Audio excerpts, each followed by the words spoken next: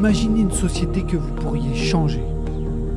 Imaginez une société qui se développerait comme vous le souhaiteriez, où vous auriez le pouvoir. Cette société existe déjà, c'est la nôtre, mais vous n'en avez pas conscience. Vous avez le pouvoir, mais vous ne l'utilisez pas. Savez-vous que 70% de la richesse de notre pays est le produit de la consommation des ménages? Savez-vous que plus vous consommez pour telle ou telle entreprise, plus cette entreprise se développe? Votre consommation est un bulldozer économique. Vous choisissez qui reste et qui ne reste pas.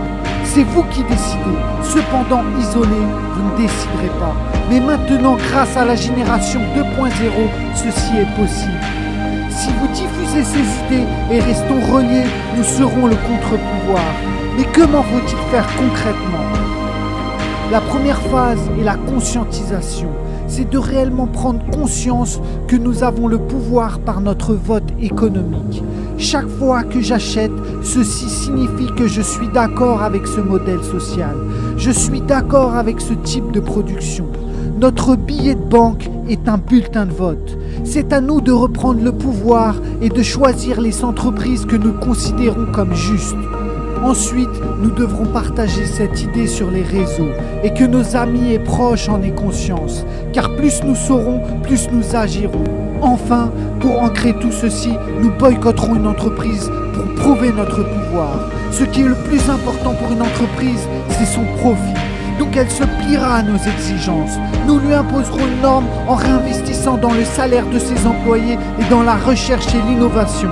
Cette entreprise devra payer au minimum ses salariés 1 400 € net et investir 2% dans leur chiffre d'affaires dans la recherche, et tout ceci sans changer ses prix. Si nous la boycotterons, ce sera soit elle baisse son profit, soit elle perd du profit. Tant que cette entreprise ne fera pas cela, nous ne consommerons plus chez elle. C'est la création ici d'un label social, d'un label d'innovation. Si nous restons unis, notre boycott sera tellement fort qu'elle y sera contrainte. Ceci n'est pas pour augmenter les salaires, mais pour montrer notre force. C'est comme cela seulement que nous créerons un mouvement. Nous avons choisi symboliquement McDonald's.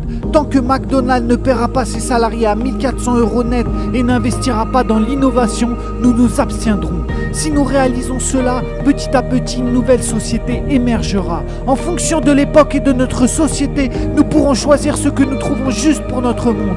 Et la transparence des entreprises sera exigée. Des labels de diffusion émergeront également, avec chacun leur inspiration.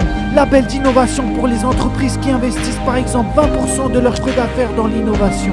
Label dynamique pour les entreprises qui créent des emplois au lieu de garder leurs profits. Label géolocalisé pour développer telle ou telle partie du monde. La consocratie prendra place. Initions ce mouvement.